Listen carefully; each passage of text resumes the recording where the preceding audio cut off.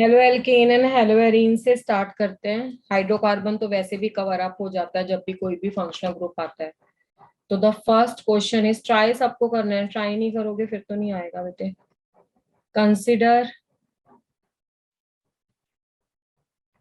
The following reaction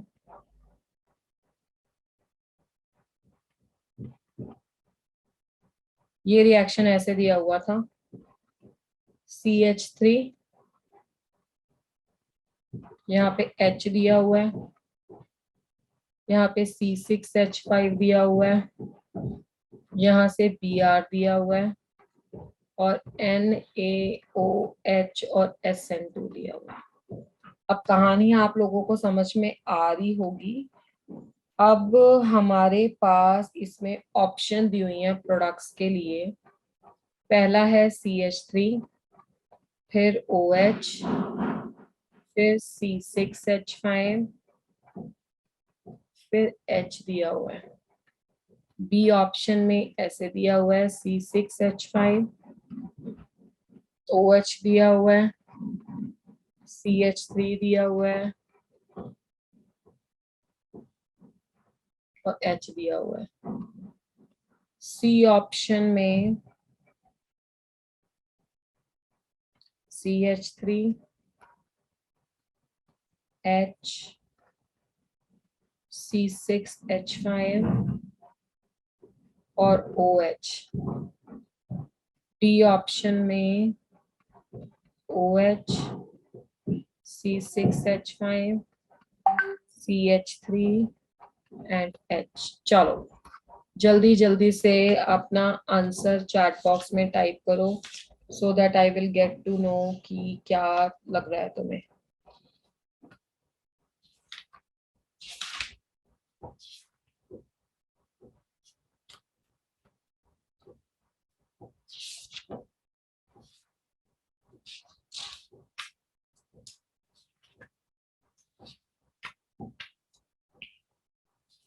एक भी बच्चे का अभी तक मेरे पास आंसर नहीं आया, और जब आंसर नहीं ना आता तो फिर आइडिया नहीं होता कि हमारे बच्चों को कितना समझ में आ रहा है और कितना समझ में नहीं आ रहा। चलिए जी, एक आंसर आ गया, दो आ गए हैं। देवेश का आंसर आया और ध्रुव का आंसर आया है। अच्छा, कैसे आंसर निकाला है आप लोगों ने, पहले मुझे बताओ। How you have done the question. क्या आता था तुम्हें इस क्वेश्चन में से। CH3 यहाँ लगा है, Br यहाँ लगा है, दोनों प्लेन के ऊपर हैं। एक C6H5 लगा है और एक H लगा है। स्टीरियो केमिस्ट्री के हिसाब से उसने क्वेश्चन पूछा है। और SN2 मैकेनिज्म है, तो कोई बता सकता है SN2 में क्या होता है। SN2 का आंसर आता है इन्वर्जन। इतनी तो बात मानते हो। Yes ma'am. इन्वर्जन का मतलब होगा कि जो OH नेगेटिव है वो बैक अटैक करेगा। अब बैक अटैक में अगर तो आसान क्वेश्चन आता बिना मेहनत करने वाला, तो फ्रंट लगा होता तो तुम बैक लगा देते। ये फ्रंट बैक तो लगा ही नहीं हुआ, ये ऑन द प्लेन लगा हुआ है। तो अगर मैं इसको एक प्लेनर मॉलिक्यूल कंसिडर करके एक CH3 यहाँ लगा दूं और इसमें जैसे जैसे लिखा हुआ है C6H5 ऐसे लगा दूं, तो यहाँ पे H लगा दूं और Br को इधर कर दूं, तो मेरे कहने का मतलब है अब मुझे इसको डॉटर बनाना चाहिए कि एक जो ट्रांजिशन स्टेट बनती है इसमें ये होता है। इतना तो सब जानते होंगे, ठीक है ना। अब उसके बाद आता है प्रोडक्ट। अब प्रोडक्ट क्या आएगा, कैसे पता लगाएंगे। प्रोडक्ट बनता है इसमें ये C6H5 जो अबव द प्लेन था। अबव द प्लेन को कुछ फर्क नहीं पड़ता, आप ऊपर लगा लो नीचे लगा लो कोई फर्क नहीं है। उसके बाद CH3, आप ऊपर ही लगा लो, चलो आपको टेंशन हो रही है तो जैसे जो लगा था वैसे ही लगा देती हूँ। CH3 लगा हुआ था आपका ऑन द प्लेन, तो CH3 को ऑन द प्लेन ही लगा दिया, ठीक है। C6H5 लगा हुआ था अबव द प्लेन और ऐसे, तो C6H5 को ऐसे ही लगा दिया। अब चेंज किसको करना था, चेंज किसको करना था आपको, Br की पोजीशन को चेंज करना था, ठीक है। तो एक तो ये है कि हमारे पास ये ऐसे आ जाता और OH ऐसे आ जाता। इस प्रोडक्ट को क्या बोलेंगे? What do you call to this product? Retention नहीं बोलेंगे? अरे यस और नो? रिटेंशन किसको बोलते हैं? जिसमें कुछ चेंज नहीं आया, जैसे जो लगा हुआ था वो। तो अब क्या कोई ऐसा प्रोडक्ट दिया है तो वो तो प्रोडक्ट नहीं हो सकता। जैसे C6H5 है, OH है, Br है, CH3 है, तो ये तो नहीं हो सकता क्योंकि इसका तो मतलब हो गया रिटेंशन। ठीक है। अब किसमें H एंड OH की पोजीशन अगर, अच्छा मैंने दोनों में सेम लिख दिया, H and OH I have given same in both H and OH, तो इसको मुझे तूने बोला भी नहीं, फिर तुमने क्वेश्चन कैसे सॉल्व कर लिया?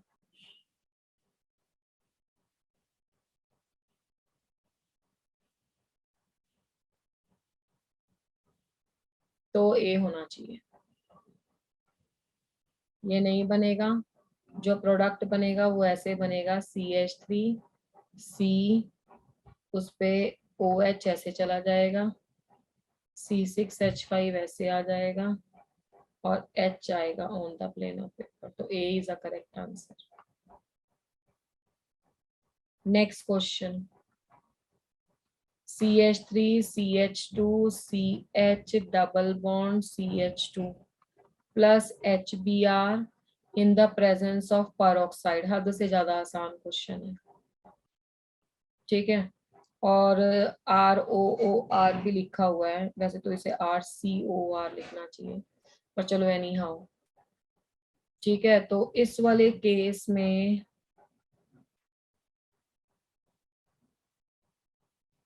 नहीं, इसे ऐसे लिखना चाहिए, हम कंफ्यूजन ही नहीं रखते हैं। ये हो जाएगा तुम्हारा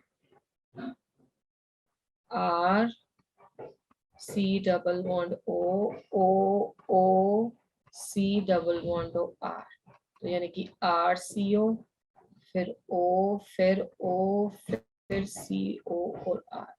ठीक है, ऐसा है। ये वाली पेरोक्साइड लिखते हैं। चलो नहीं हो।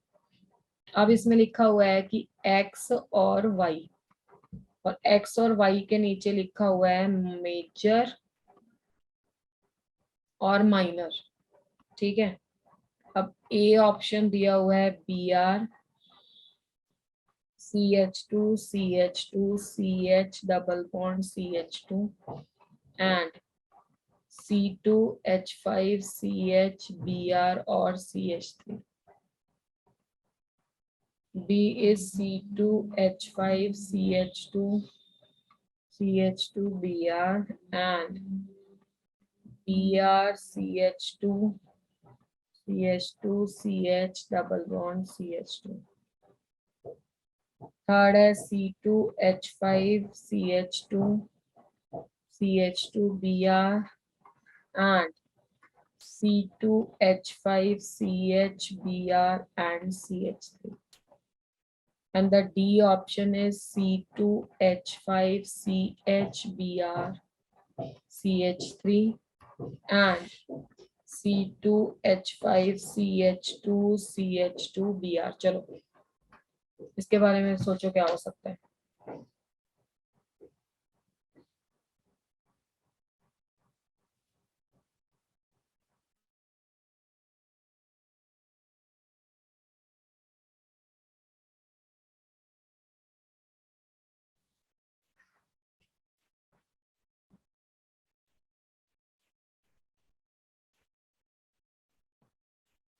ध्रुव का बी कैसे आ रहा है भाई? सी आएगा ना। कौन सा रूल लगेगा इसमें? एंटी मार्कोनिकॉफ रूल लगेगा ना। तो एक्स पे आएगा CH3 CH2 CH2 CH2 Br और वाई पे आएगा मार्कोनिकॉफ रूल वाला minor CH3 CH2 CH Br और CH3। तो सी आएगा, डी कैसे आ रहा है?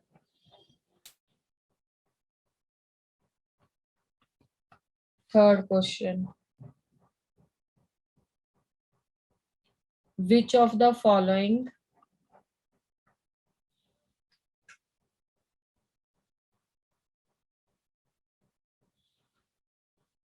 is the best method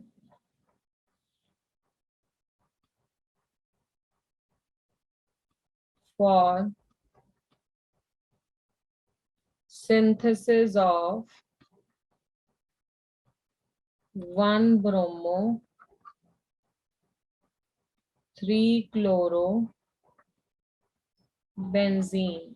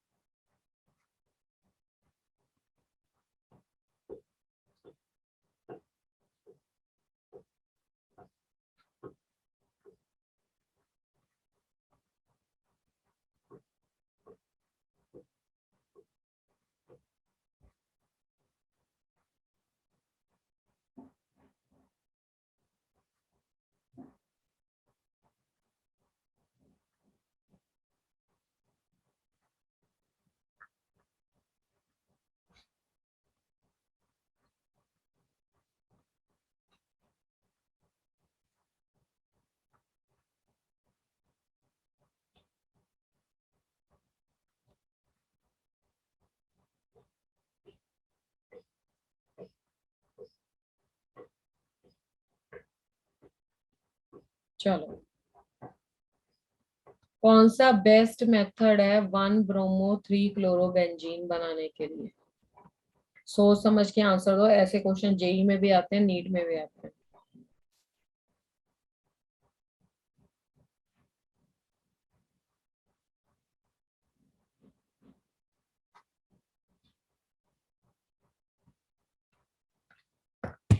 जल्दी से आंसर दो।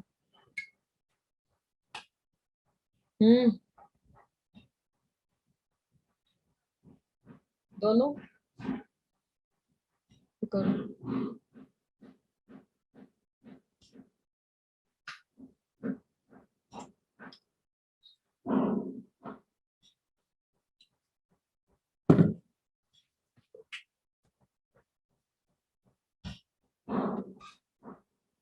देवेश का आंसर भी सही है, पलमिंदर का आंसर भी सही है। Good going. हाँ जी, कैसे पता लगा तुम्हें ये आंसर सही है? देखो 1 और 3 ना पहले प्रोडक्ट बना के देखो। अगर 1-bromo 3-chlorobenजीन बनाओगे ना तो 1 पे ब्रोमो आ रहा है, 3 पे क्लोरो आ रहा है। तुम्हें नहीं लगता कि मेटा डायरेक्टिंग है ये एक दूसरे से? तो क्वेश्चन छाटना तो बहुत मुश्किल नहीं था, इतना कुछ तो करना ही नहीं था। ये भी ऑर्थो एंड पैरा डायरेक्टिंग है। जितने भी हेलोजन है ये सब ऑर्थो एंड पैरा डायरेक्टिंग है। नाइट्रो क्या है? Meta directing. रिएक्शन इसका लिख लेते हैं। तो सी ऑप्शन से सबसे पहले नाइट्रोबेंजीन दिया हुआ था। नाइट्रोबेंजीन की कह रहा है क्लोरीनेशन कर दो, मतलब Cl2Al Cl3 की प्रेजेंस में कर दो, तो ये है मेटा डायरेक्टिंग। मेटा डायरेक्टिंग होने के कारण ये आने वाले ग्रुप को ऑर्थो या पैरा पे नहीं लेके जाएगा, ये आंसर देगा मेटा वाला। ठीक है, तो यहाँ पे आ गया NO2 और यहाँ पे आ गया तुम्हारा Cl। उसके बाद वो कह रहे हैं इसकी रिडक्शन कर दो, जिंक और HCl। ये पहला रिएक्शन है एमीन की प्रेपरेशन का, नाइट्रोजन वाले एमीन्स वाले चैप्टर में। तो Cl को तो कोई फर्क नहीं पड़ेगा, रिडक्शन से ये अमीन में कन्वर्ट हो जाएगा। उसके बाद नेक्स्ट क्या है, इसमें नाइट्रिक एसिड डाल दो, कोल्ड कंडीशन ले लो, तो ये क्या हो जाएगा? सबको पता है ये डाइएजोटाइजेशन की कंडीशन है, N2Cl बन जाएगा प्लस माइनस। अब उसके बाद अगर इसमें Cu2Br2 डालोगे तो ये क्या है एक्चुअली में? ठीक है, सैंडमेयर रिएक्शन ही तो दिया हुआ है। तो उसके बाद आपके पास ये कन्वर्ट हो जाएगा। अच्छा, Cl तो छोड़ दिया हमने, Cu2Br2 लिया तो Br में तो बन गया प्रोडक्ट। ठीक है, ये वाला प्रोसेस फर्स्ट वाला मेटा है, दूसरे वाला प्रोसेस आपका रिडक्शन है, तीसरे वाला डाइएजोटाइजेशन है और चौथे वाला फिर से सैंडमेयर है। तीन चार छोटी छोटी चीजें इसमें कंबाइन की हुई है। तो जिन बच्चों ने सी आंसर दिया है they are absolutely correct. Next question is 4th number question.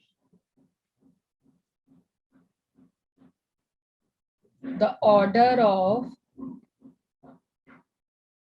reactivity of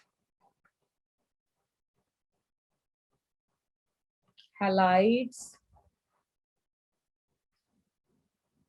toward SN1 mechanism is। SN1 mechanism की तरफ रिएक्टिविटी का ऑर्डर, बाकी तुम खुद ज्ञानवान हो, तुम्हें पता है SN1 क्या होता है। बेंजाइल, और ये क्वेश्चन भी इंपॉर्टेंट है। एलाइल 1 डिग्री 2 डिग्री और 3 डिग्री एंड मिथाइल, एमी का मतलब है मिथाइल। बी है methyl 1 degree 2 degree 3 degree and allyl, और लास्ट में बेंजाइल। सी है 3 degree 2 degree 1 degree methyl allyl, और लास्ट में है benzyl.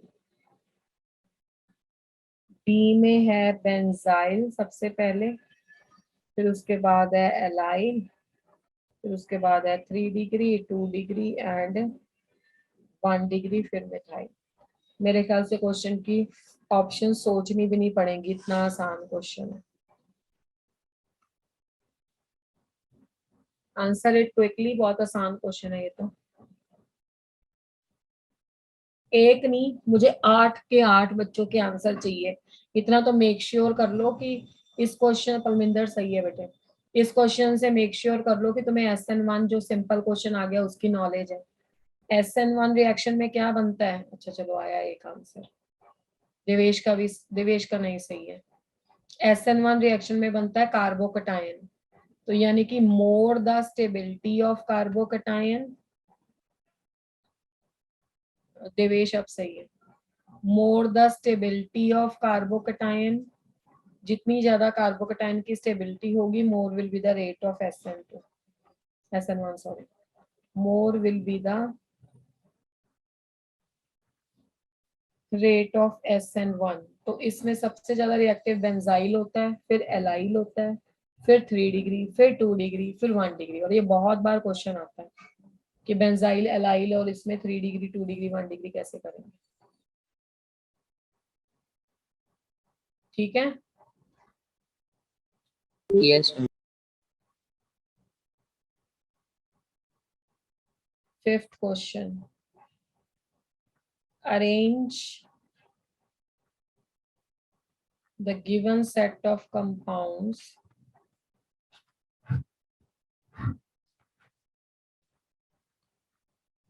arrange the given set of compounds in order of increasing boiling point.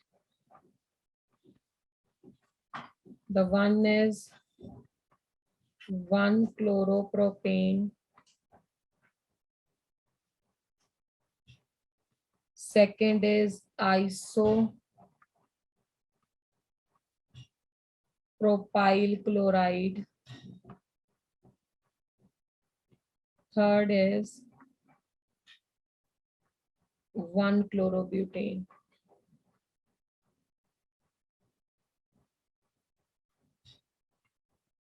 One chlorobutane. A option is 2, 3, 1. B option is 1, 2, 3. C option is 2, 1, 3. D option is 3, 1, 2. Think about it.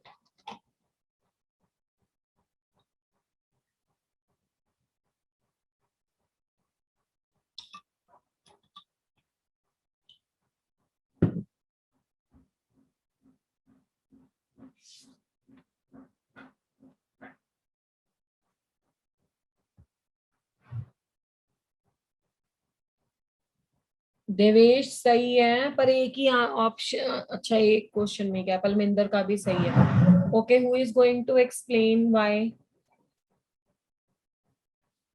It is so बेटा?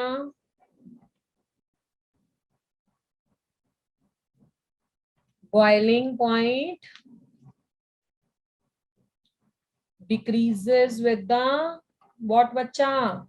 increase in branching of chain. Branching है ना, increases with the increase in branching लिख लो या simple branching.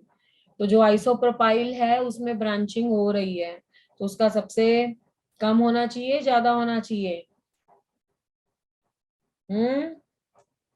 उसका सबसे कम होना चाहिए, ज्यादा होना चाहिए? कम होना चाहिए। तो सबसे ज्यादा किसका होना चाहिए? Chlorobutane. इसका उसने आंसर गलत दे रखा है मेरे पास, 1 क्लोरोप्रोपेन है ना।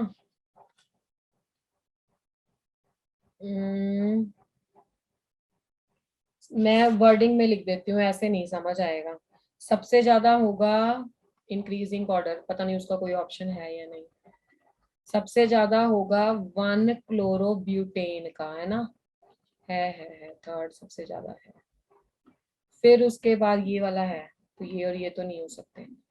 फिर उसके बाद आएगा 1 क्लोरोप्रोपेन का, नंबर ऑफ कार्बन आइटम बढ़ने से भी तो बढ़ता है ना। फिर Yes, उसके ma'am. बाद आएगा आइसोप्रोपाइल का।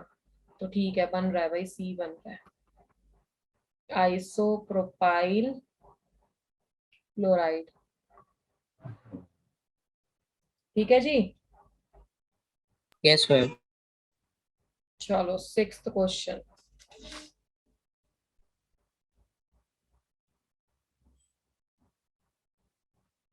The major product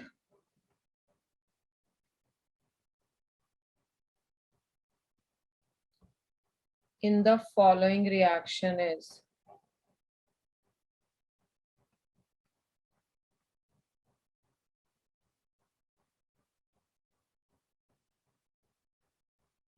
CCl3, Cl2, FeCl3. A is CCl3,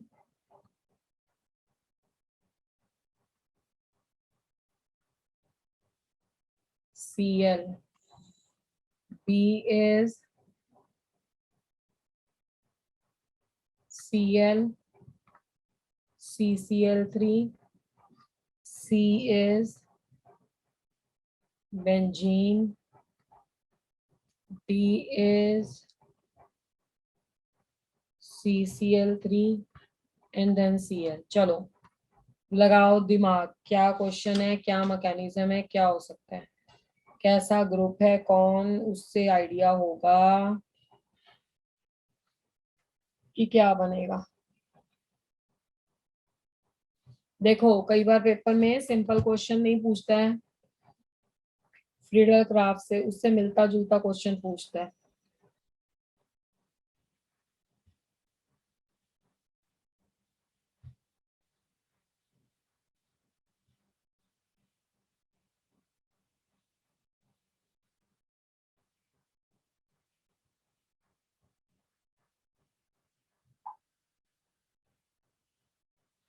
अरे अभी तक एक भी आंसर नहीं आया। आंसर तो देना पड़ेगा, नहीं तो मुझे कैसे पता लगेगा कि तुम्हें आता है या नहीं आता है।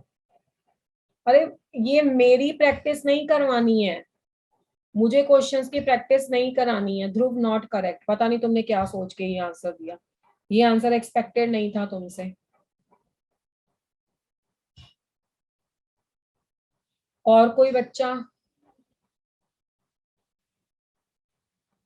Anybody else? एक और आंसर आया, दो आए हैं।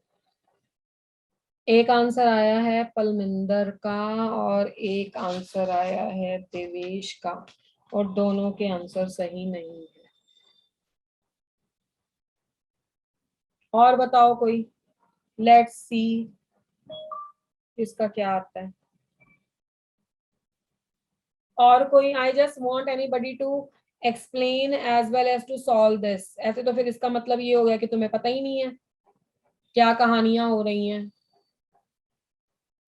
अभी ध्यान से देख, तुम लोग जो आंसर दे रहे हो ना ये वाला, नहीं, फिर से देखो।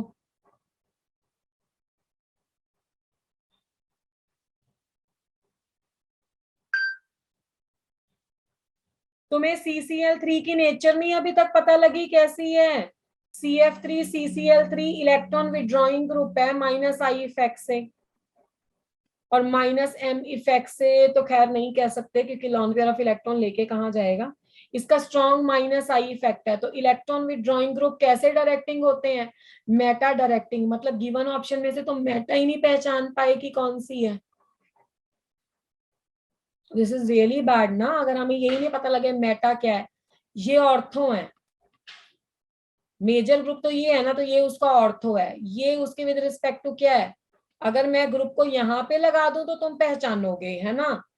यहाँ पे लगा लिया ए, तो ये उसका ऑर्थो हो गया। ये नहीं उसका मेटा हुआ, एक छोड़ के, तो ये मेटा है। ये तो कुछ दिया ही नहीं है, ऐसा थोड़ा ना हो जाएगा। फ्रीडल क्राफ्ट का रिएक्शन था, इलेक्ट्रॉन विड्रॉइंग नेचर पे डिपेंड करता था, तो बी वाज आंसर। पता नहीं तुम ये क्यों दी जा रहे हो, ये आपस में पता क्या है? पैरा। ये पैरा डायरेक्टिंग ग्रुप होता है। पैरा डायरेक्टिंग ग्रुप वो होता है जिसके पास लॉन पेयर ऑफ इलेक्ट्रॉन्स होते हैं। तो इतनी छोटी सी चीज नहीं तुम पहचान पाए, अगर ग्रुप उसने सर से हटा के कोने पे लगा दिया। देखो जो एडजेसेंट पोजीशन होती है वो ऑर्थो होती है, ग्रुप कहीं भी लगा हो। तो बेसिक ग्रुप इसको देखो, ये इसकी मेटा है, ये इसकी पैरा है, ये इसकी फिर ऑर्थो है। अब ये ग्रुप अगर यहाँ पे लगा दिया, ये इसकी ऑर्थो है, ये इसकी मेटा है, ये इसकी पैरा है, ठीक है। ये ऑर्थो हो गया, ये मेटा हो गया, ये इसका पैरा हो गया। ये फिर से ज्यादा नहीं होगी पोजीशंस, 1 2 3 4 5 6, ठीक है। तो ये फिर इसका ऑर्थो हो गया और ये फिर इसका मेटा हो गया। इसमें तो कुछ है ही नहीं था। ये ग्रुप है तो ये इसका हो गया ऑर्थो, ये इसका हो गया मेटा, ये इसका हो गया पैरा, ये फिर इसका हो गया क्या? ऑर्थो, ये फिर इसका क्या हो गया? मेटा। तो ग्रुप तो पहचानने आने चाहिए कि कौन कौन सी पोजीशन है। तो ये था मेटा डायरेक्टिंग। और एक भी बच्चे ने सही जवाब नहीं दिया। नेक्स्ट क्वेश्चन, नेक्स्ट में 2 क्वेश्चन लिखती हूँ, दोनों का नंबर देके आंसर करना, छोटे छोटे क्वेश्चन है। विच, ये आता है तुम्हें, अंडरगोज न्यूक्लियोफिलिक सब्स्टिट्यूशन है, SN का मतलब एक्सक्लूसिवली बाय SN1 मैकेनिज्म। कौन एक्सक्लूसिवली SN1 मैकेनिज्म से आंसर देता है? A is benzyl chloride, B is ethyl chloride, C is chlorobenzene, D is isopropyl chloride। एक तो ये क्वेश्चन है। एक क्वेश्चन नंबर 8 है, फ्रियॉन। ये दोनों ही क्वेश्चन आसान है। Used in the refrigerators is A is CF2 CF2, B is CH2F2, C is CCl2F2 and D is CF4। Number दे के आंसर करना।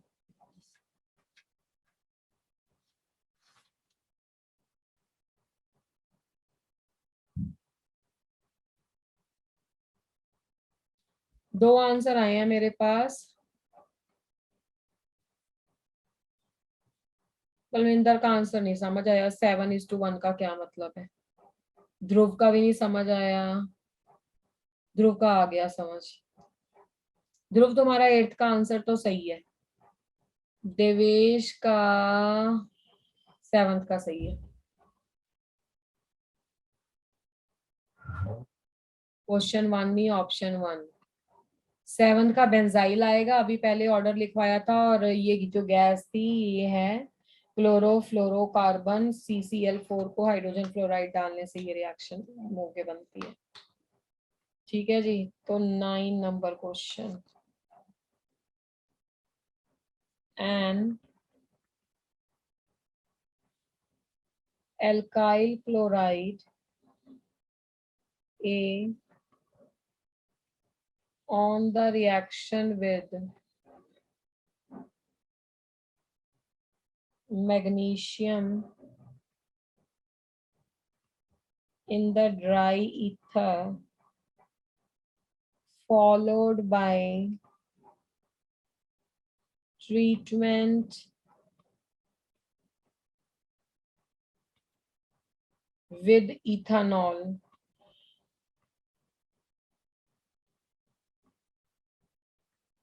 gave 2-methyl butane.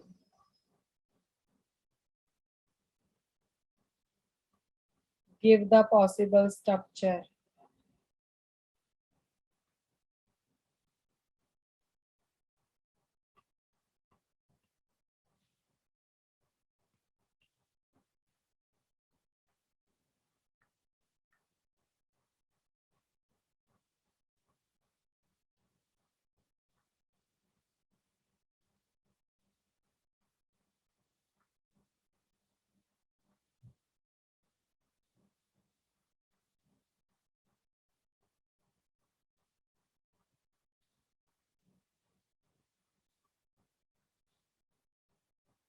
कितने कार्बन है? 1 2 3 4 5, 1 2 3 4 5।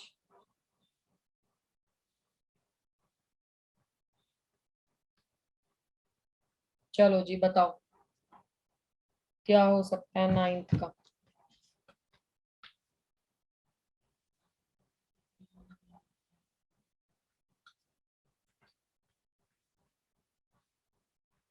सोचो समझो बताओ। कॉपी पेन उठा के क्वेश्चन करो, बिना कॉपी पेन से ये क्वेश्चन होने वाला है नहीं। थोड़ा सा एनालिसिस करोगे तो आ जाएगा।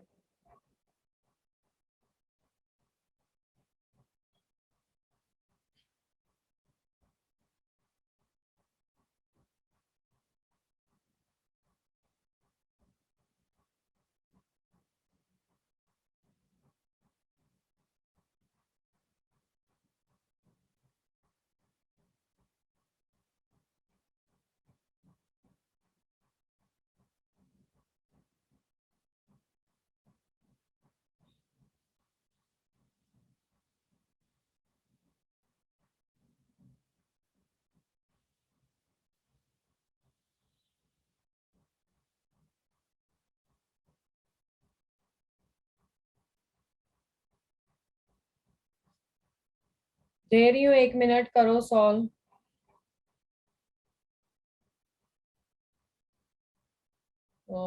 देवेश एक बार फिर से ट्राई कर।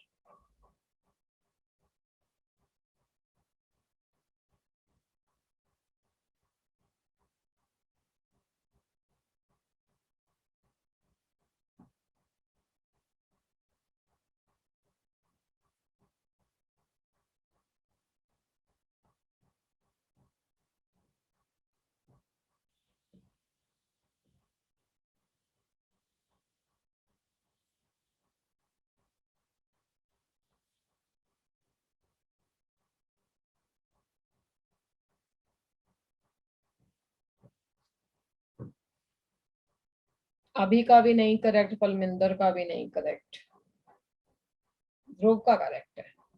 एक बार अभी और पलमिंदर दोबारा से करो।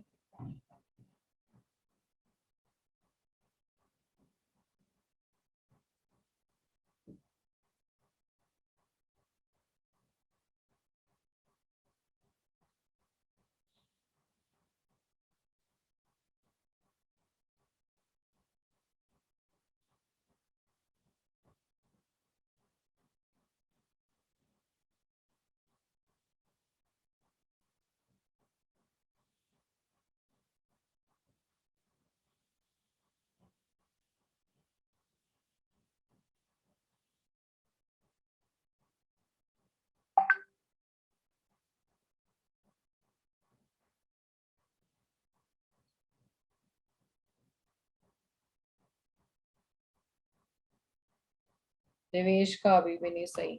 चलो let me tell you.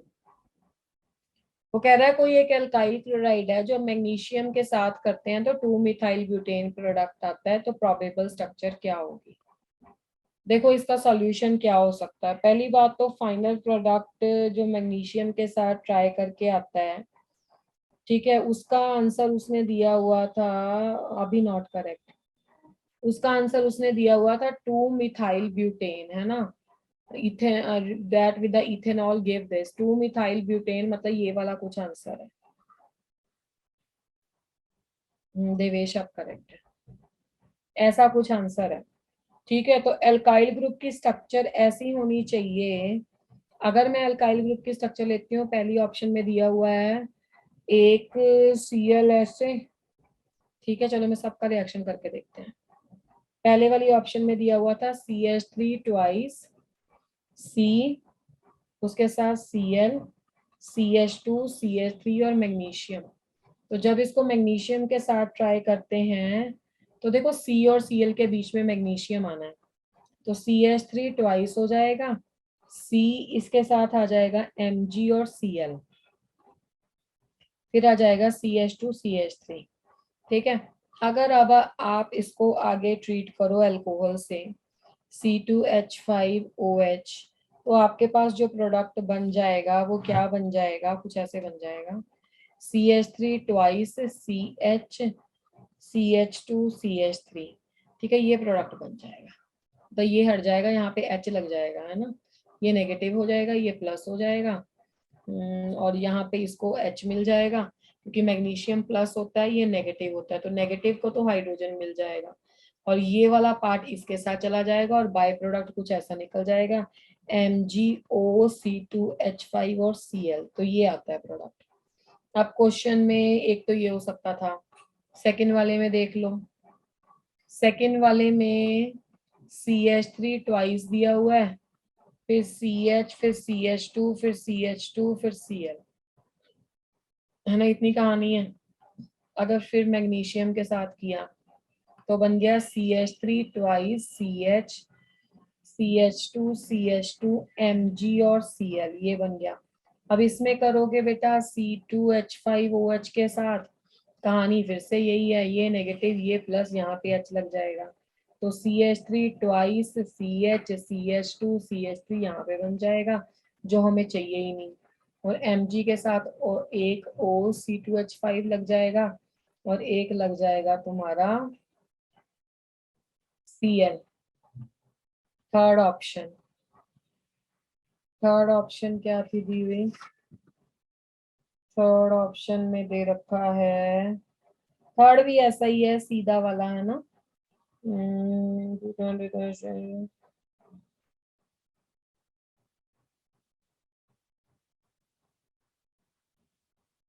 Third है ये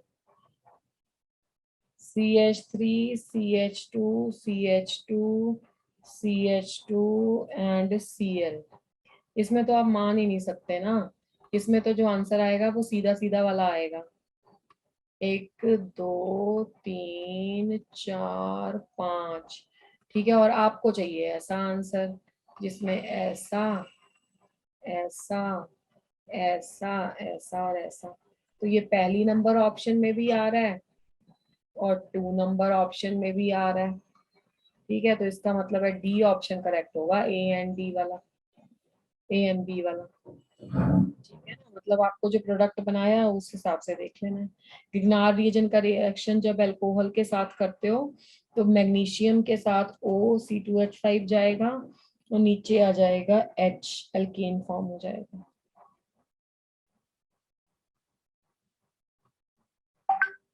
question number 10, the increasing order of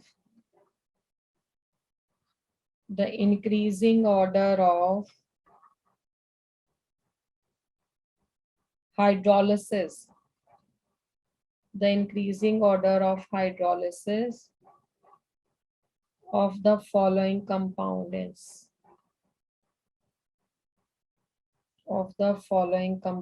is, one दे रखा है ये,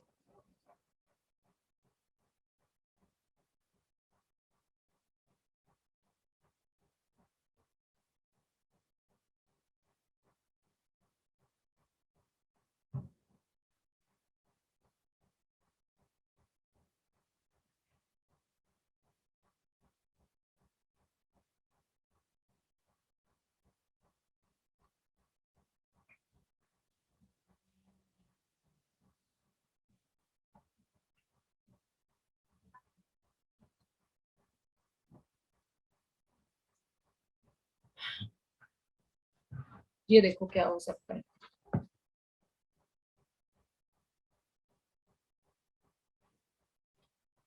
सोचो, think about it and give the answer.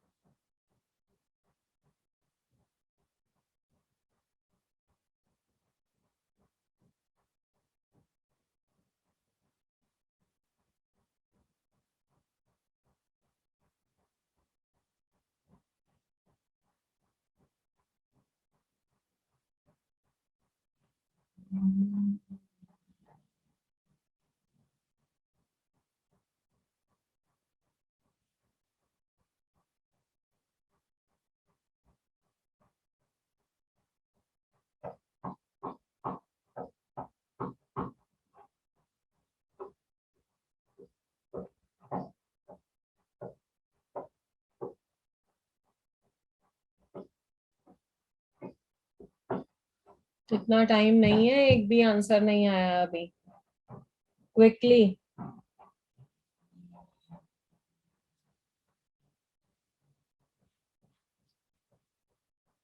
अरे हाइड्रोलिसिस का मतलब अगर नहीं समझ में आ रहा है, हाइड्रोलिसिस मतलब पानी डाल रहे हो ना, तो वाटर एक न्यूक्लियोफाइल है, तो न्यूक्लियोफाइल का किसमें होगा?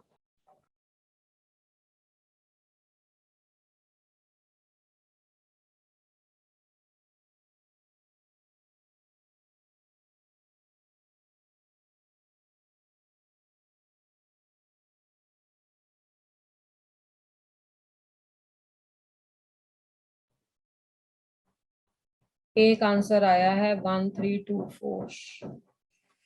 अच्छा, हमने ऑप्शन नहीं लिखी है, ऑप्शन चलो नहीं लिखी है तो आंसर में ही लिख देंगे।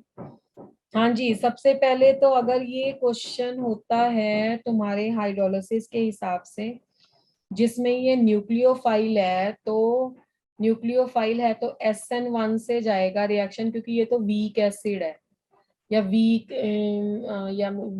एसिड कह लो, या ऐसे बोल लो कि अगर स्ट्रॉन्ग बेस प्रेजेंट नहीं होता तो रिएक्शन SN1 पे जाता है। तो SN1 पे यानी कि स्टेबिलिटी ऑफ कार्बोकेटाइन चेक करेंगे इसमें। जब स्टेबिलिटी ऑफ कार्बोकेटाइन चेक करेंगे तो सबसे ज्यादा तो एलाइल वाला स्टेबल होता है, तो बी सबसे ज्यादा आ गया। उसके बाद टर्शरी वाला स्टेबल होगा, ये 3 है, 2 नहीं है। उसके बाद डी होगा, फिर उसके बाद ए होगा। अच्छा, ए तो सबसे कम होगा, एक और भी है इसमें, ये सी। पहले सी आएगा फिर ए आएगा। डी तो इसलिए ज्यादा होगा क्योंकि बी इसलिए ज्यादा होगा क्योंकि ये एलाइल है। डी इसलिए ज्यादा होगा, ये 3 डिग्री कार्बोकेटाइन है। उसके बाद ये sp3 कार्बोकेटाइन फिर भी बन सकता है, ये तो कभी जिंदगी में नहीं बन सकता। तो ए सबसे लास्ट में आएगा, और बी कभी भी जिंदगी में फिनाइल कार्बोकेटाइन मत बना देना, आज सुबह की क्लास में भी बताया था। ।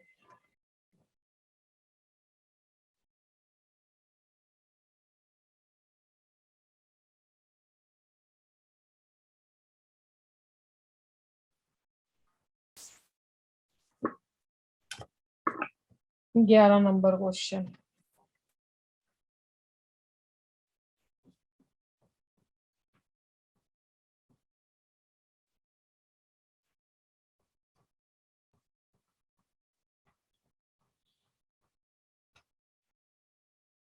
The compound x in the reaction is. इस कंपाउंड में एक्स बताओ कि क्या है, मतलब रिएक्शन दिया हुआ है।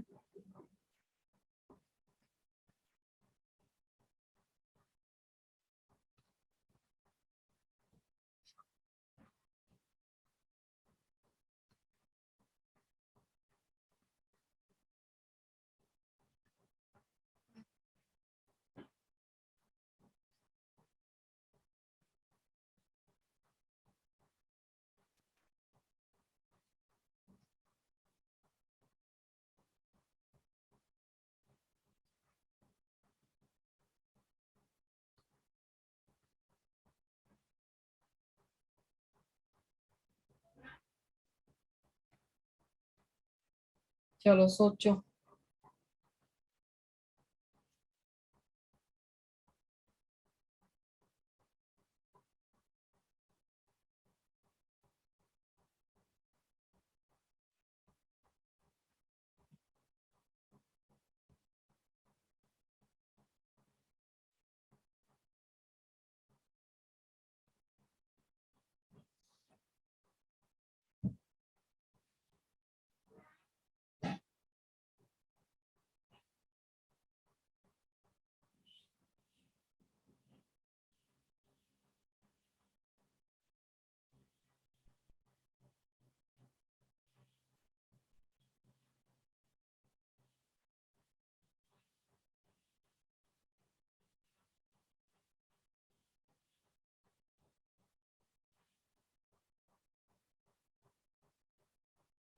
जल्दी कीजिए भाई, जल्दी। ICl को अगर एनहाइड्रस एल्युमिनियम क्लोराइड के साथ रिएक्ट करना आ गया तो क्वेश्चन में कुछ भी नहीं बचा, फिर क्वेश्चन बहुत आसान है। अगर यही ना समझ आया फिर उसके बाद दिक्कत है।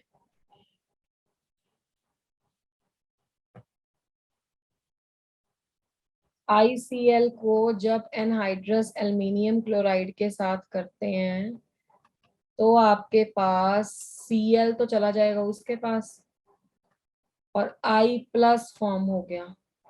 जो आपका I+ है वो इलेक्ट्रोफिलिक सब्स्टिट्यूशन करेगा बेंजीन के ऊपर। जैसे सिंपल मैकेनिज्म आता है तो ज्ञान हो जाएगा सिंपल जो इलेक्ट्रोफिलिक सब्स्टिट्यूशन होती है। ठीक है, तो जब तुम्हें इलेक्ट्रोफाइल पता लग गया तो बात खत्म हो गई वहां पे। तो एनहाइड्रस एल्युमिनियम क्लोराइड की प्रेजेंस में ये जब आंसर देगा तो यहाँ पे बन जाएगा आयोडीन। तो इसका B was a correct answer and that was very very easy question.